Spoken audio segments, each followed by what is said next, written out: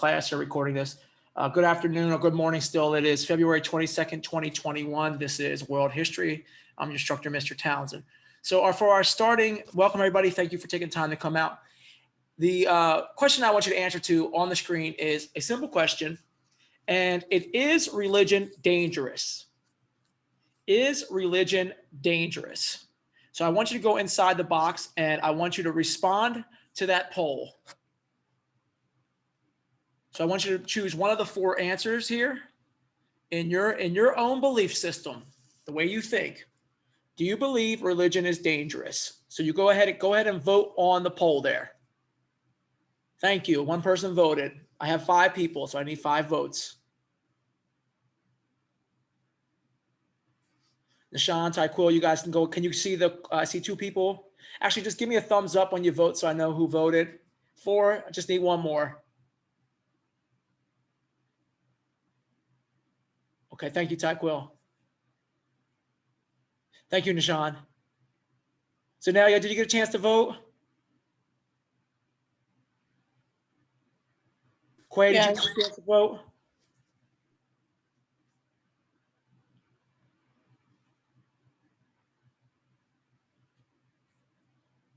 Quay, did you get a chance to vote? Yeah. Okay. Well, somebody didn't vote, but it's okay. Let me show the results of this poll. Okay. Let's see. Share results.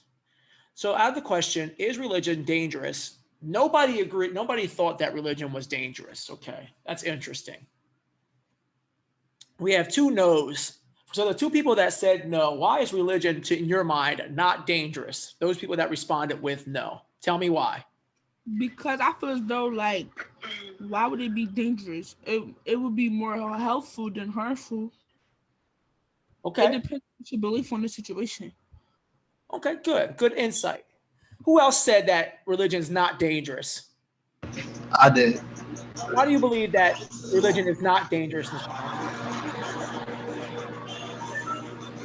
I don't know. I guess like everybody got their own beliefs. Like not it's not dangerous for everybody to have their own beliefs.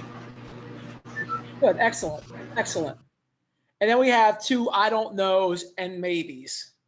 So I'm assuming that's Zenelia and Tyquil. And it's okay not to know. And the maybe. I'm going to be the devil's advocate and say, yes, religion is dangerous. Now, why you say, Mr. Townsend, why would you say religion is dangerous? I want you to think about what you know about world history. If you know, I'm sure you have information about world history. You've been taught from different sources in your life. What are most wars fought over in history? What are most wars fought over? Land, power, money, people. What are most wars fought over? Power. Power. And in a sense, is religion power? Somewhat, yeah. If I can tell you what to eat, how to dress, how to think, what to believe, what to give me, where to go, do I not control you? Yes. Okay. So in that aspect, religion can be dangerous. I'll go with the maybe. It can be dangerous. And that goes across the board for Judaism, Christianity, Islam. All religions can be, that's the major one we're dealing with right there. They can be dangerous because of how we believe. All right, so just keep that in mind as we go through Islam, okay? Unmute you for a second, Nishan, because there's a lot of background noise there, okay? Can he mute? I was about to say, can he mute? I just did. Sorry about that. It sounds like he's on the bus or something. So good morning. We're going to go over checkpoint 1. We're going to review Judaism and Christianity. We're going to do an introduction to Islam today. I don't know how far we'll get through it. And then we'll do an extra slip, which is basically is an informal assessment. So I just wanted to start off with this Zoom video. My other class this morning was dead and didn't find any humor in it, but I find it funny, so I'm going to share it with you anyhow. Just as an icebreaker to wake up here, and you might get a little bit of humor out of it. But I am a teacher. I have a corny sense of humor, so this I know. Okay. of us are here, so if you want to pull out your Journeys book.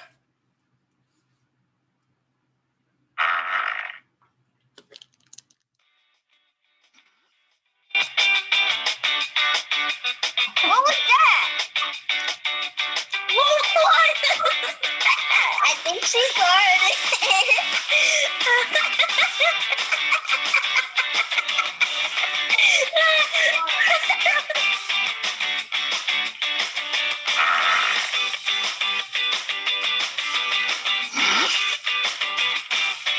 That was a big one.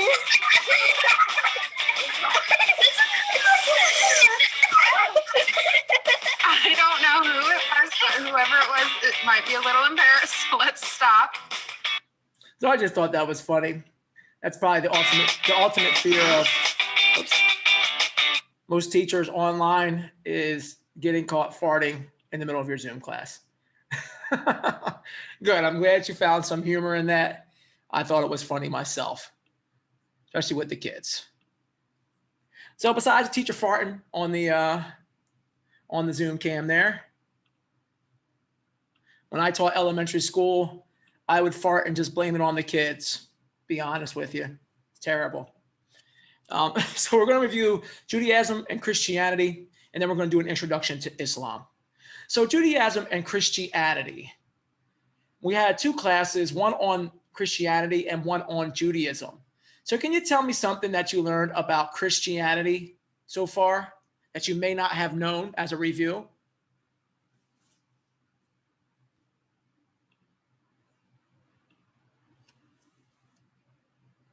Was anybody in class last time we had class? We did Christianity.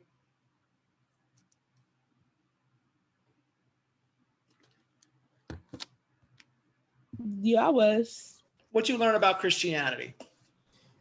I didn't know that they Okay. had similar beliefs to Islam. Like you know, we pray 5 times. Or wait, was that Jewish? Oh no, wait, that was Jewish people. That's, okay, so you're answering for Judaism. Jewish people pray 3 times a day, and they also have like similar things like stuff we believe in, like peace, the angels and stuff. Good, excellent. Thank you, Quay. And then Christianity. I'm about to be back. I'm about to go take my treatment, so I'm about to be like 10 minutes. Go ahead, take your treatment. What about Christianity? Who is the central figure in Christianity? Who is the central figure in Christianity? Jesus. Jesus. Good. And Christianity, in review, believes that mankind as a whole, since the Garden of Eden, is condemned and it needs atonement for its sin. It needs sacrifice for its trespasses. So the belief is that Jesus, being the embodiment of God and the Son of God, was crucified and resurrected for the sins of humanity. So that's why there's also that crucifix there. So those are the two things. Judaism is the precursor to Christianity. Christianity and Islam. Christianity is a precursor to Islam. So for your first checkpoint, it was, what are some of the differences and similarities that exist between these religions and your personal religions? So if you have not done checkpoint number 1 on Summit, this is what it looks like.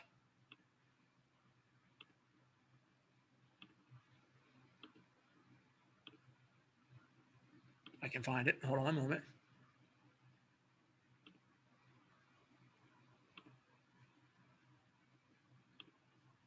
So this will be your checkpoint number 1. So everybody should have done this at this point. It's a simple couple questions about what you learned about Judaism, how their practices are similar to your own, how they're different from your own, and how people with different religions and different faith are similar in ways, like what Clay was saying about the similarities between Christianity and Judaism and now Islam. So let's talk about Islam. So what is Islam? Could someone describe Islam to me? What is it? What does it mean?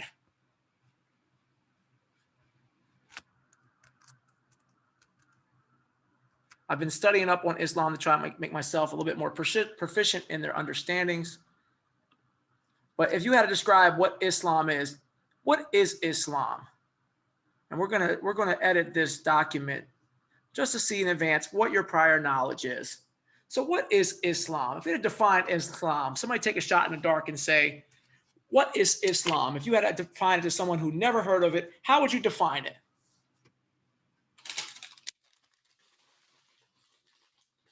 There's no unacceptable answer, okay? A religion. Okay, a religion. So let's start belief. off with a religion that what? Let's religion. Let's keep going. A religion what? Keon, Tyquil, Nashan, do you have any input on, I don't know how much you know about Islam, but if we had to make a working definition of the word Islam, what would we say? A religion what? That what? What does it believe? What does it do? Where was it founded?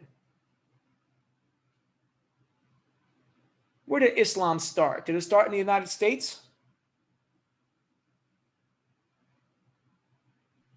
No, I could take a guess. Did it start like in Arabia or Good. I was right? Originating, you could say the ancient Arab world or the Middle East, right? Yeah. We know that as the Middle East. And who is the central figure, just like we just asked about Christianity and Jesus Christ being the central figure of Christianity, who is the central figure of Islam? Muhammad. Good. So it's based on the life and teachings of Muhammad. Now, the difference already was that Christianity was based off the life and death of Jesus Christ and then the resurrection of Jesus Christ. So based off the life of teachings of Muhammad. Good. That's a good working definition. So let's see a definition that I have for Islam. So Islam, whoops, move this out the way.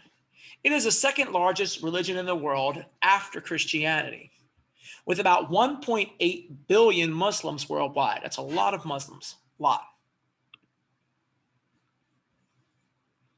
Although its roots go back further, scholars typically date the creation of Islam to the 7th century, making it the youngest of one of the world's major religions. Islam started in Mecca, in modern-day Saudi Arabia, during the time of the Prophet Muhammad's life. Today, the faith is spreading rapidly throughout the world. So that is Islam.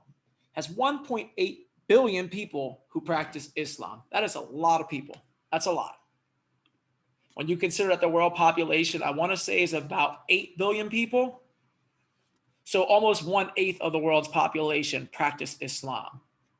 I know Quay does. Does any other students practice Islam?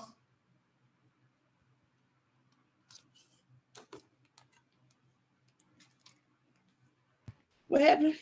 I was just asking if any other students practice Islam. Oh,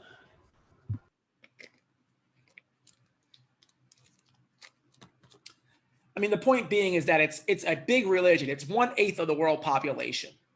So if you had 8 people, every 8 people in the world, one of them is going to be Muslim, guaranteed.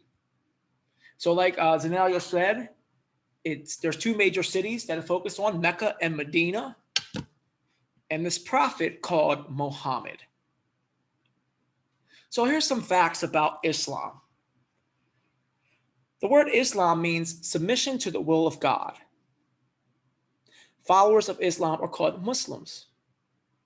Muslims are monotheistic and worship one all-knowing God, who is Arabic, is known as Allah. So that is the name of God for them. Followers of Islam aim to live a life of complete submission to Allah. They believe that nothing can happen without Allah's permission, but that humans have free will. Islam teaches that Allah's word was revealed to the Prophet Muhammad through the angel Gabriel. Muslims believe several prophets were sent to teach Allah's law. So this is the connection to Christianity and Judaism. They respect some of the same prophets as Jews and Christians. So Abraham, Moses, Noah, and Jesus are in the Quran and recognized as prophets. But Muhammad, it was recognized as the prophet. I guess the end all to be all. And Muslims contend that Muhammad was the final prophet. So that's correct. Muhammad was the final prophet. He brought the word from God through the angel of Gabriel to the masses. So mosque are the name where Muslims worship. I'm hoping that's a mosque back there. I was digging through pictures. I hope that's correct. It is. It is. Thank you. And some of the most important Islamic holy places include the Kaaba Shrine in Mecca, the Al-Aqsa. Now, I'm not sure if I'm pronouncing all of these correct. Mosque in Jerusalem, and the Prophet Muhammad's mosque in Medina. And the Quran is the major holy text of Islam. The Hadith is another important book. Muslims also revere some material found in the Judeo-Christian Bible. Followers worship Allah by praying and reciting the Quran, that they will believe that there will be a day of judgment and life after death, which is a similarity between Christianity, Judaism, and Islam. And the central idea in Islam is jihad, which means struggle. While the term has been used negatively in mainstream cultures, Muslims believe it refers to the internal and external efforts to defend their faith. Although rare, this can include military jihad if a just war is needed. So there are some overall facts about Islam. Some of them I knew, some of them I did not. I hope that you were able to learn some things about some facts. So symbols of Islam. Do you recognize any of these symbols? Yeah. Okay, can anybody identify any of these symbols? Hold on, let me finish taking this treatment. Hold on. Okay. Any other students recognize any of these symbols here?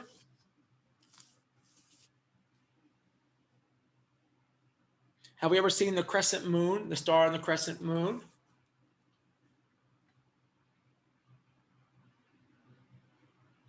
I believe that's the name of Allah in Arabic.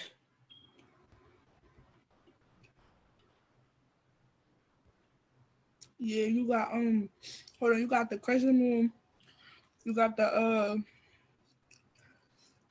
I just had it up there.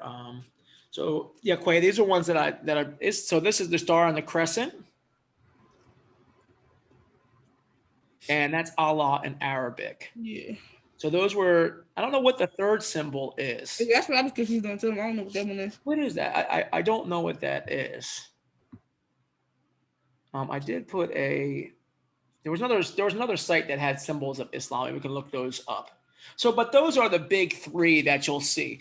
If you look on the flags of the world, you will find the crescent moon on many flags of the world because such a large percentage of the world's population is Muslim. So similarities of Judaism, Christianity, and Islam. So these are the three major symbols: the Star of David, the crucifix, and the Fertile Crescent sign, or the crescent moon. Not the Fertile Crescent, that's a geographical location. The crescent moon with the star. So we're gonna come out of here real quick, and we're gonna watch the video. It's the same young man. He does a couple of these. It's about 5 minutes long, and what I want you to do is name some of the similarities between these three major religions. I think it's about 6 minutes long. So while it's going on, I want you to name at least 3 similarities between these three major religions. I may have it up already. Oh, I do have it up. So this will list 10 similarities between all three of the religions that we've learned about to this point. And when the video is over, I would like you to name at least 3. So piece of paper, pencil, or just write it down, use the notes in your phone. So during this video, I want 3 similarities between Judaism, Christianity, and Islam. Okay? Here we go.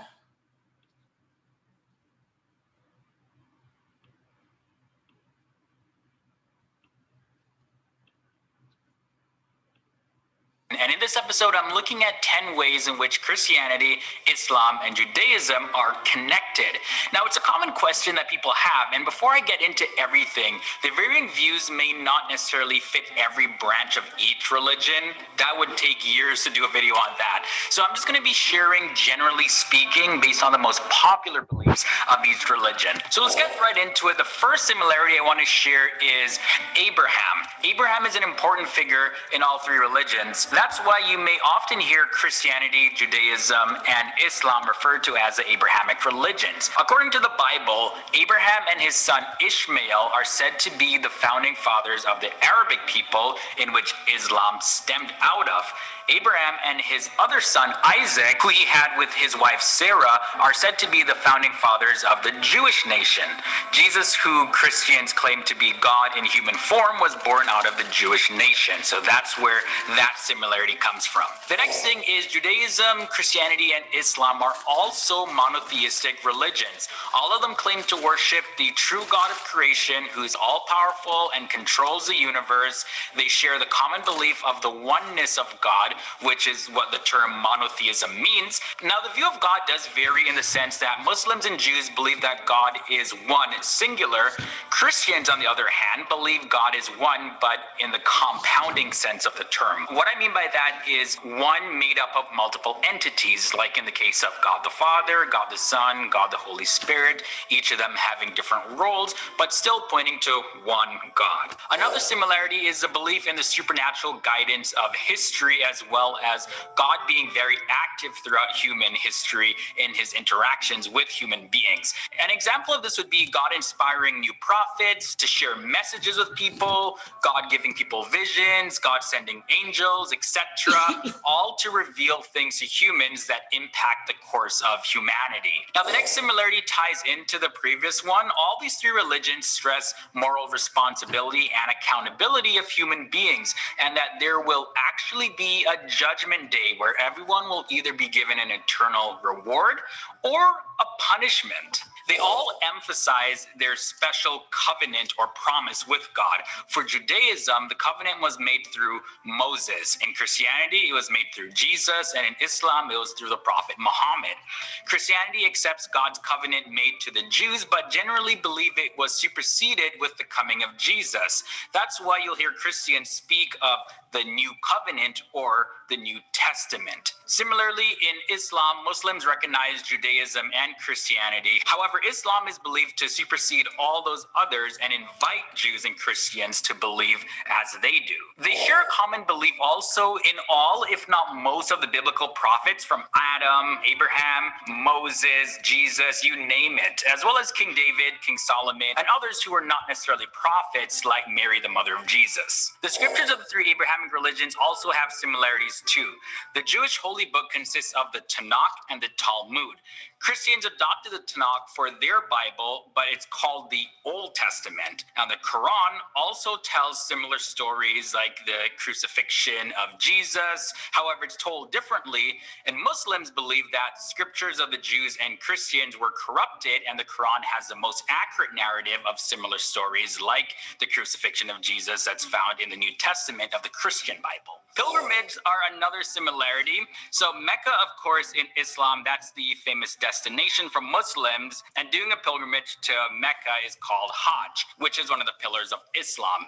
Jews journey to Jerusalem, the holiest city for them, and Roman Catholics journey to Santiago de Compostela. Peace is also a central concept of all three religions. This is reflected historically in their use of similar greetings, all meaning peace be upon you.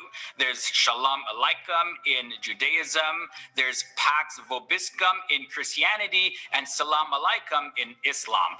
Oftentimes, though, the greetings of peace are used mainly just to refer to the members of one's own faith community. You wouldn't be going around and saying that to every single person that you meet. They also share belief in common specific names for God. So Muslims use the Arabic term Allah that refers generally to God, there's also a list of 99 other names, and each of them describe a characteristic of God. The 100th name, though, is said to be unspeakable. Similarly, Christians and Jews also have specific names for their God, like Elohim or Yahweh. However, those names are often seen as too holy to speak, so many versions of the Bible will replace those names with just general words like Lord or God. So there you have it. So those are 10 ways in which Christianity, Judaism, and Islam, others of the Arabic people. Okay. So let's list some of the similarities between the major three religions. Let me make a text box here. Get this thing to stretch. Okay. So let's make a list of the similarities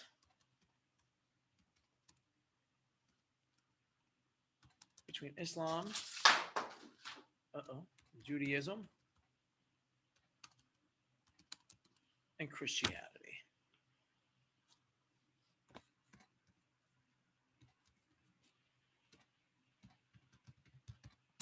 Okay. So let's name some. I saw a chat come up. Let me just go in. Okay, good. Thank you, Zenelia. So our first one is Abraham, or what we call Abrahamic religions. They all come from the same lineage of Abraham. Thank you. So Abrahamic. Give me another similarity of all three of these religions, according to the video.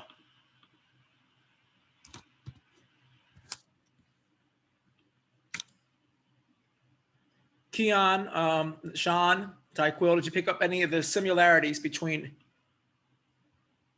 Islam, Christianity, and Judaism?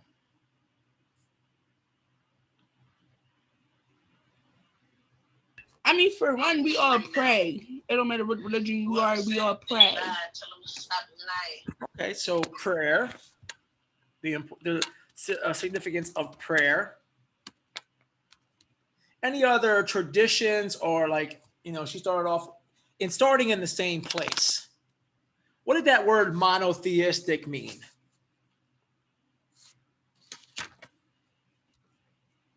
What does monotheistic mean? You're going to learn this by the end of this class. What does monotheistic mean? Not religious. Right? That's No. That's I'm trying to think of it. Do these religions believe in polytheism, which is a whole bunch of gods? one God. Good, thank you. So one God, or the oneness of God. One God, or the oneness of God. And in Islam, what is the name of God in Arabic? What is the name of God in Arabic? We saw the symbol for it. So these naming God, the names of God. And what do Islamic people call God?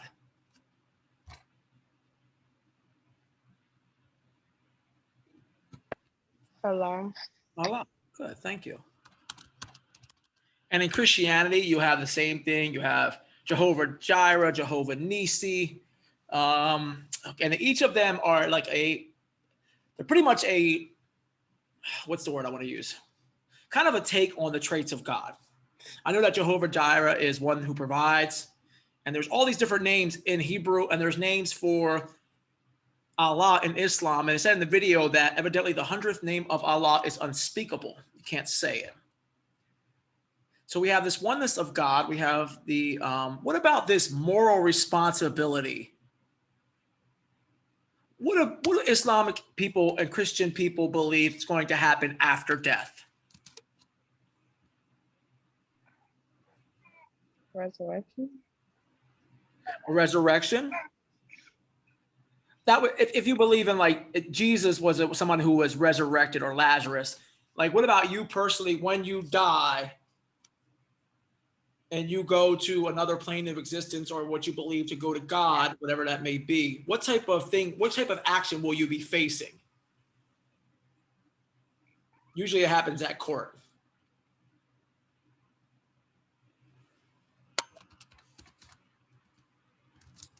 They believe in judgment, that you will be judged for the actions of your life.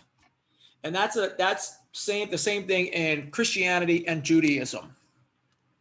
What about the idea of a pilgrimage?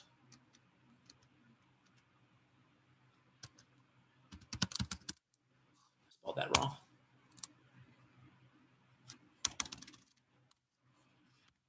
What is a pilgrimage? I'm still spelling that wrong. In Islam, there was a I can't talk now.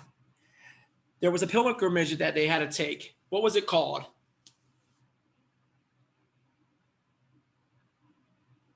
Every Islam has to go to Mecca at least once in their life.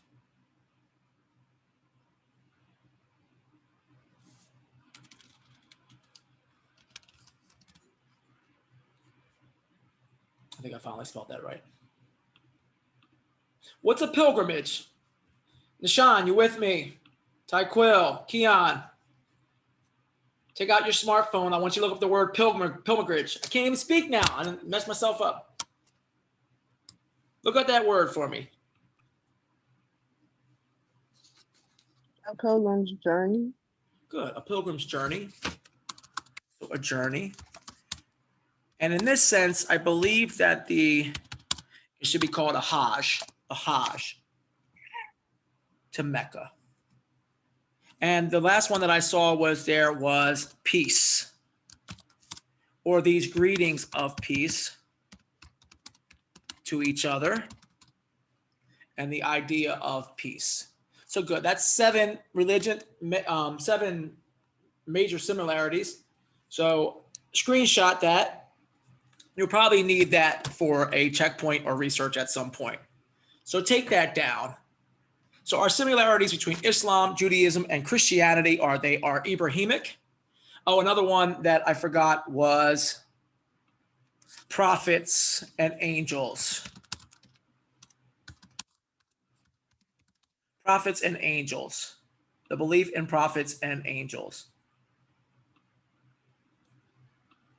Play into both of all those major religions.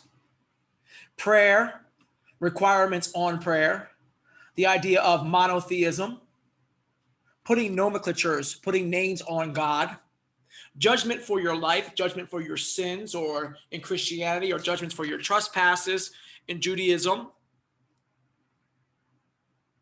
A journey, a pilgrim's journey. You forgot the angels too. We all symbolize the angels. What's that, Quay? The angels. Yeah, I put that up here, prophets and angels. I didn't even see that. So go ahead and take a screenshot of this.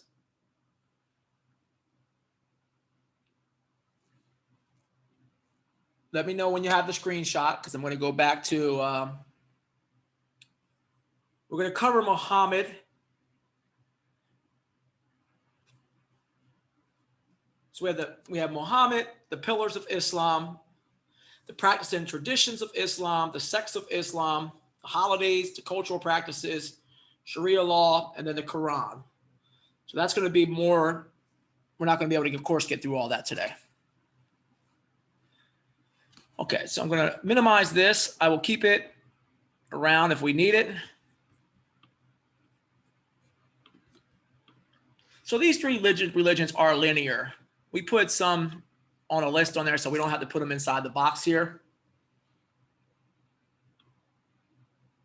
So we see that the etymology, the root of these religions all come from the same type of areas. Where was Jesus Christ born? Does anyone know? He was born in a manger. Where at?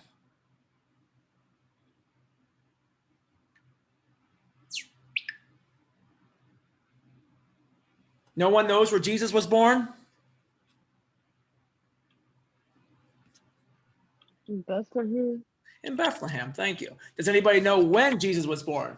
And don't say December 25th. When was Jesus born? He was born before Christ, right? Jesus is the Christ. Well, I don't remember when. I just know that he said that he rose on the third day. Yes, that's after his death. The thing that I was fourth addressing century. today, Quay, is this modern misconception that Jesus Christ was born on December 25th. Jesus was not born on December 25th. There were no wise men. That is all social commentaries. They're fallacies. The wise men probably didn't get to Jesus till he was about 3 years old, and Jesus was born in the summertime. So there, you learn something about the birth of Jesus Christ. So those three religions, they carry over the same ideologies, the same theological ideas. So Muhammad, this central figure, who is Muhammad? One thing I've learned about Muhammad, and Quay and other people that have been around Islam can attest to this. I was wondering why I couldn't find a picture of Muhammad. And then I found out that it's forbidden, that you're not allowed to make any type of imagery of the Prophet Muhammad. I did not know that. Yep. So who was he? Let's talk about who he was. He was sometimes spelled Muhammad, or Muhammad, was born in Mecca. Interesting fact about the name Muhammad. Do you know that Muhammad is the most common name in the entire world? Yeah. And that them two the two correct spellings right there, the way certain people, most males spell their name. Muhammad and Muhammad. Okay. Yeah, I see the difference in the E. I had a couple of kids with that name. Of course, I worked in Philly for 20 years, so I've had a couple of Muhammads. But people think in America, we think, oh, the most common name is like Bill or Susie or something like that. No, there are 1.8 billion people in the world. And also this Western idea of thinking, and I'm not being rude, but this idea of Western thinking that the entire world is white. Folks, the world is not white at all. Of the world population, what percent is Caucasian? Take a guess. Out of 100, what percentage of the world, the whole geographical world, is Caucasian? Like 12. Lower. Really? Lower. 8? Lower. 6? Huh? 6? 5? We live in a society. United States, Canada, and Europe are the only place in the world where white people are. Let me go over here to the world. Let me see. I don't know if I can get this in here. Okay. I have a better world map than that. You know what? I have a better world map right here. So when we look at the world as a whole, population-wise, 100%, this whole continent right here, folks, is the most populous, Africa, right? There's nothing but people of color in Africa.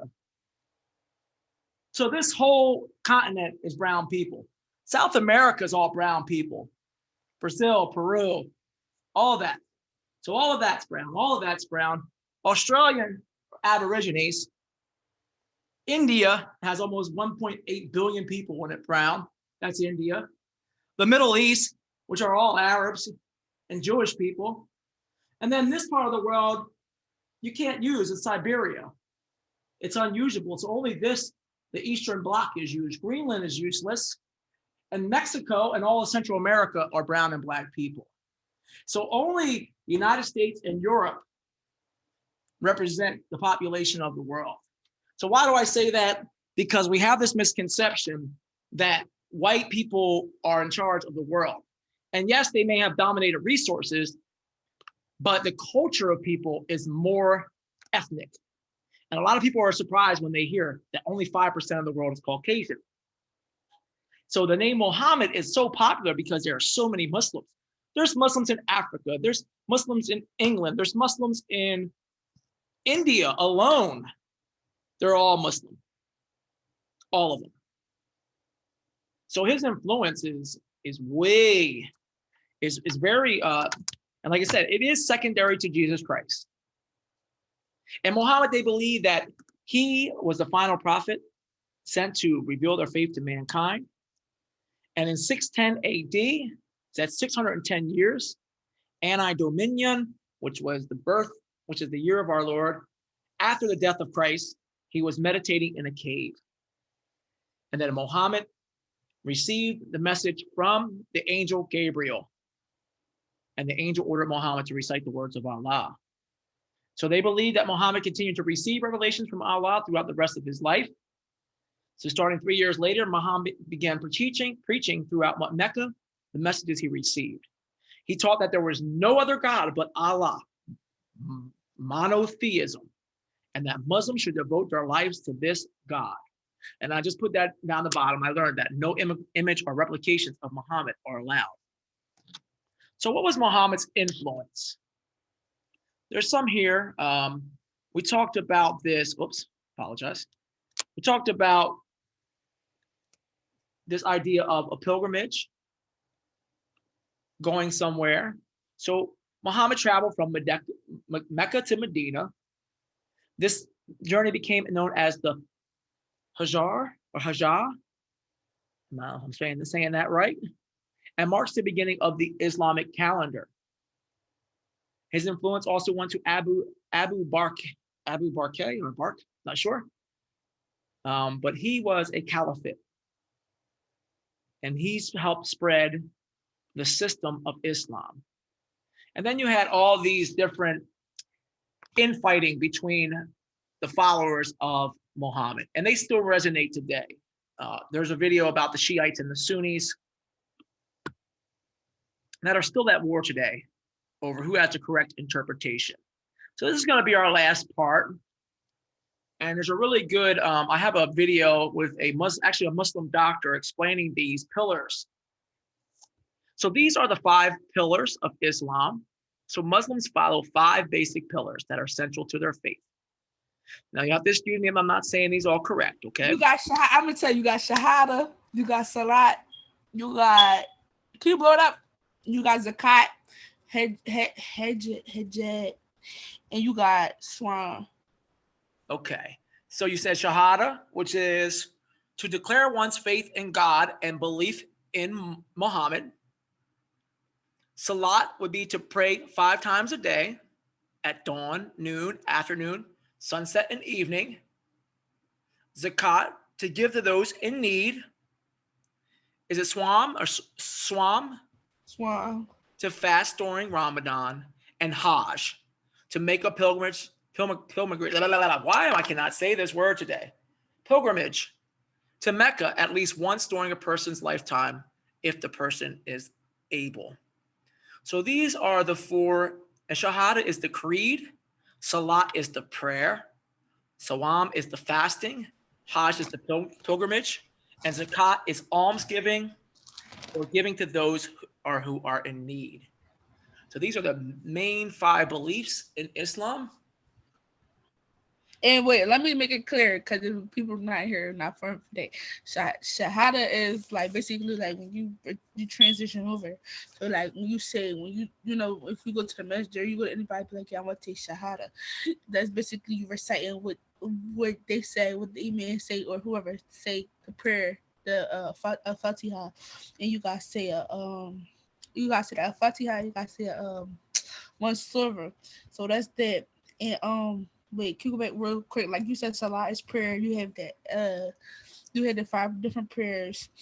Zakat is important for Muslims. Like we have to. Like that's a major thing. That's really something major, and people don't understand. Like it could just be like you, because I make sure like even if I feel as though like they most homeless people like that's not doing right or they use it for drugs, I still give it to them because I don't know I'm still gonna be blessed about it. So yeah, that's important, and you have to fast. Like some people don't have to, like we said before, some people don't have to fast if you like pregnant, if you on your menstrual or stuff like that. That's only for the females, but it's required for you to fast. Thank you. That's why I'm glad that I have students that practice this to give us a little bit more clarity. So it's 12:24. Just a preview for the next class. We're going to continue with the 6 major beliefs of Islam: prayer, practices, the religious sects of Islam, modern sects of Islam, holidays, cultural practices, Sharia law, the Quran, and then we'll go to the end. So just for today, as a simple informal assessment, just share with me something that you learned about Islam that you did not know. I will go first, and I did not know that you could not make an image of Allah, or of Muhammad. I did not know that before. That's a offense to them. So Zenalia, can you give me something that you learned about Islam today that you did not know before class started?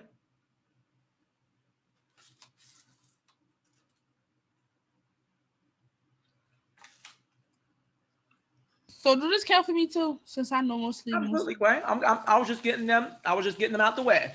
I was gonna say, like, majority of stuff is new. Like, I put mine in the chat.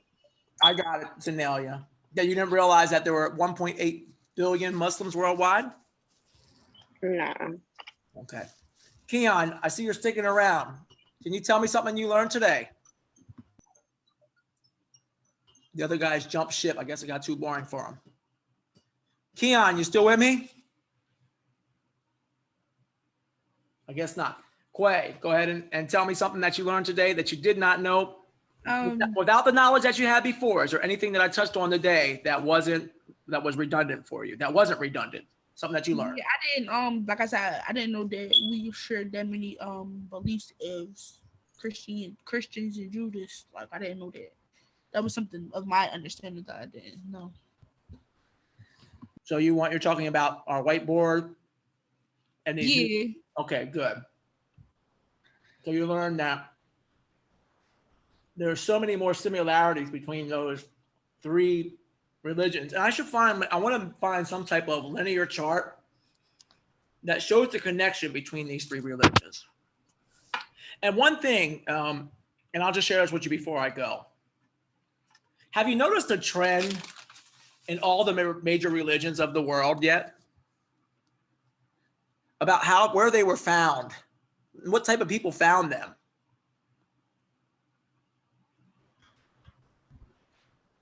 We got to look this one. My mom.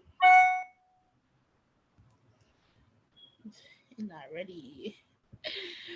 They're not ready. Oh, my fault, yo. It's okay. Real quick, all of these religions started in Mesopotamia, the Fertile Crescent, the Middle East, and Africa. A lot of these religions start in the other side of the world. What in our cultures today would be considered the irony of people saying they're a Christian but disliking Arab people is it's backwards. We know that Jesus was not a blonde-haired, blue-eyed surfer. He was a brown Arab Jew. The Bible says he had hair of wool, nappy, and he had skin of bronze, brown. And so religions have been used to oppress. And that goes back to my original question. You asked the slaves who were kept in bondage for 400 years in the continent of North America whether religion is dangerous. They were left in a life of servitude in the name of religion. So religion can be dangerous. It depends how it's wielded. All right, folks, thank you. I appreciate your input. I thank you guys for sticking around. On Thursday, we will finish up Islam, and then you will have another checkpoint on Christianity due. And I haven't decided what I want you to do for Islam yet. I may do something combined, but we'll see. Okay? So thanks a lot, guys. Have a good afternoon. Be safe if you head out in the snow. Okay?